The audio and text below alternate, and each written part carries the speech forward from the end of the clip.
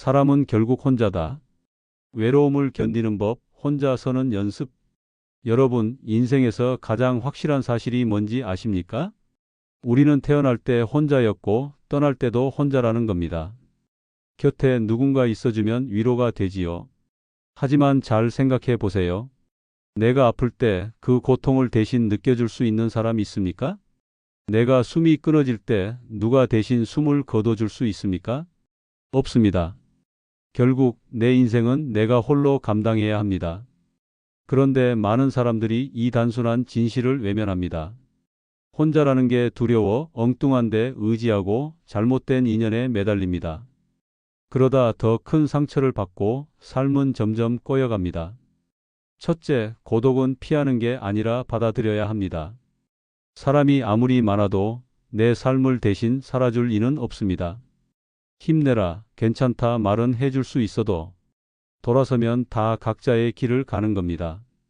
병실에 누워 긴 밤을 보낼 때 옆에 가족이 있어도 아픈 건 결국 내가 감당해야 합니다.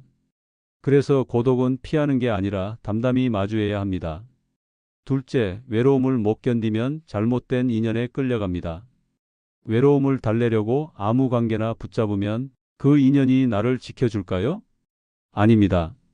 오히려 더 깊이 상처받습니다. 겉으로 웃어주고 위로하는 듯해도 뒤돌아서 뒷말을 하는 게 사람입니다. 외로운 마음은 그런 가짜 위로에도 쉽게 흔들립니다.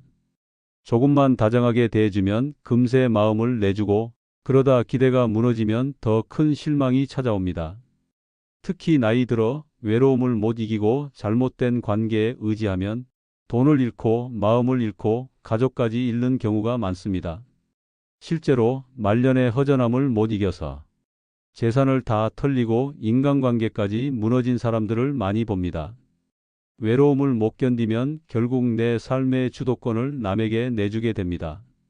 그래서 외로움은 밖에서 달래는 게 아니라 내 안에서 직면해야만 합니다.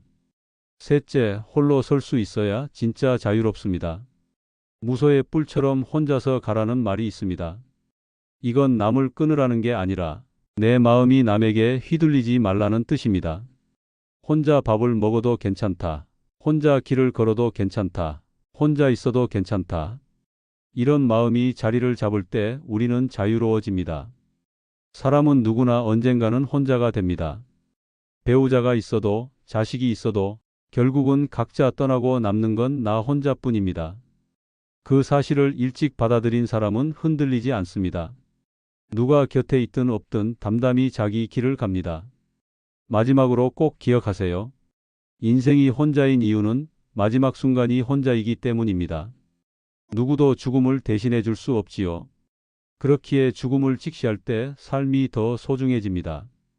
밥 한 숟갈이 기적이고 숨 한 번 들이마시는 게 은혜라는 걸 깨닫게 됩니다.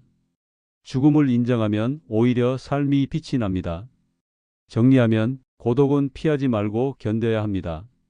외로움을 못 이겨 잘못된 인연에 매달리지 말아야 합니다.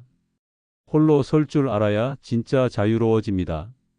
그리고 때가 되면 누구나 흙으로 돌아간다는 사실을 기억하십시오. 거창한 건 필요 없습니다. 따뜻한 밥 한 끼, 편히 잘 수 있는 집, 그리고 내 마음을 내가 다스리는 것, 그것만으로 충분합니다. 혼자임을 받아들일 때 인생은 비로소 단단해지고 자유로워집니다. 공감하셨다면 좋아요 한번 꾹 눌러주세요.